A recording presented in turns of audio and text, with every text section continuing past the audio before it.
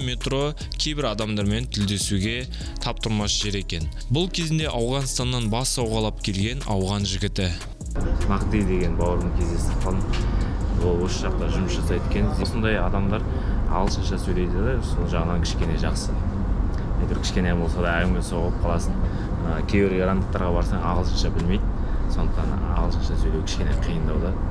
Олар әйтеуір бірақ білмесе де қолмен болсын әйтеуір көмектесіп жібереді. Yes, I am from Afghanistan. Azara from Afghanistan. Nice to meet you. Thank you. I can speak English very well. No problem. You work in Iran? Yes, in Iran. Мен металл бұйымдар жасаумен айналысамын. Ауған елінен әке-шешем бас сауғалап келген болатын. Тіл жағынан қиындық мүлдем жоқ. Себебі екі елдің тілі фарсы тілі. Мен жеке бизнеспен айналысамын. Have my business. Осы жаққа қарай көшіп келген. Енді Ауғанстанды білесіздер, Ауғанстанда қандай жағдай болғанын, сондықтан жан жаққа кеткен ауған халықтарының өкілдерінің бірі. Thank you, my brother. Thank you.